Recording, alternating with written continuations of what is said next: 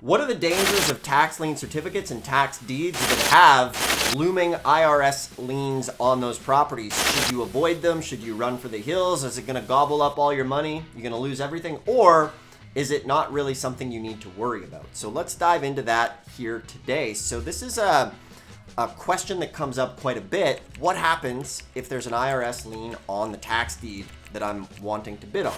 Or what happens if there's an IRS lien on the tax lien certificate that I'm going to buy? So let's dive into that here today. So for those of you tuning in, I'm Dustin Hahn, specializing in tax liens and deeds. I have a book on it, ABCs. It's free below in the description if you want to get started. And if you really want to learn about liens and deeds, make sure to subscribe to the channel so that you don't miss out, and maybe you don't make the mistake of buying something you shouldn't. So subscribe if you like this information. So when it comes to the IRS lien, this is from somebody who has an issue with the IRS. You know, they haven't paid their taxes. Internal Revenue is got the drones out. They're circling the house, surveillance. No, well, you never know. They could be listening through the phone, but that's a different video.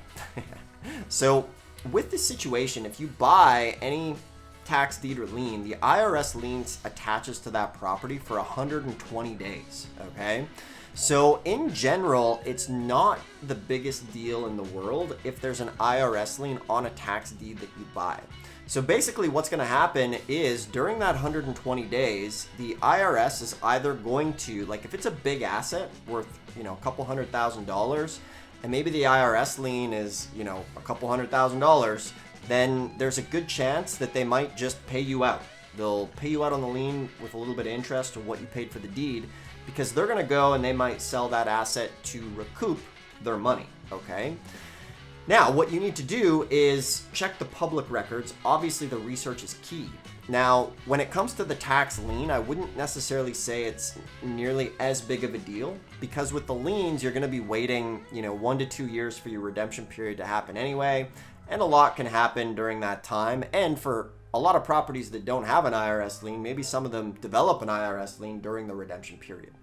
Okay, so when it comes to does the IRS lien get wiped out, the answer to that is no, because it is already a government entity foreclosing, and they're not just going to wipe out themselves on the chain of title, okay? So another thing you can do is use it as a leverage point. If you're getting a property before the auction, remember with this, you'll be using a title company. So if you buy a property with an IRS lien, you won't be able to get a clear title on that property unless you scoop it up before the auction, and then the title company will sort that out.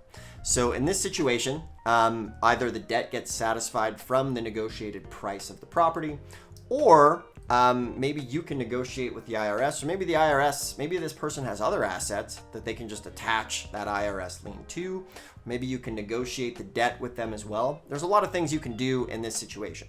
But the one thing to be aware of is if you buy a deed with an IRS lien, just expect about 120 days before you can go ahead and flip that property. Now, if it's like a small lot or something worth a couple grand and the IRS lien is like a couple $1,000, odds are they're not going to come back, and after 120 days, it'll be party town, party central, and you're going to be in good shape in that regard. So yeah, ultimately at the end of the day, the IRS lien isn't the biggest of deals, and it is kind of something that scares off a lot of folks, okay?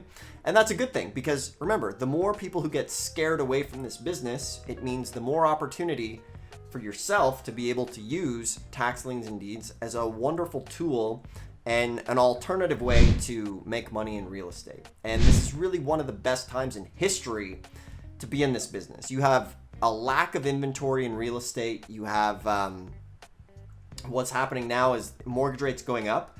So what's happening here is people are going to probably start defaulting, and that's going to mean more unpaid taxes, which means more property. So there's also the demand for real estate. So this is a great backdoor to be able to scoop up properties. And remember, when it comes to getting, say, a tax lien or deed property, one of the questions is, well, why wouldn't they just sell the property?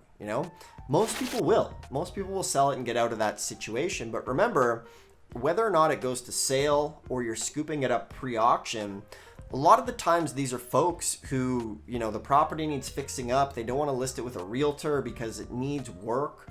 And that's where you come in, especially pre-auction. And you can get the property pre-auction, 40, 50, 60% below market value sometimes.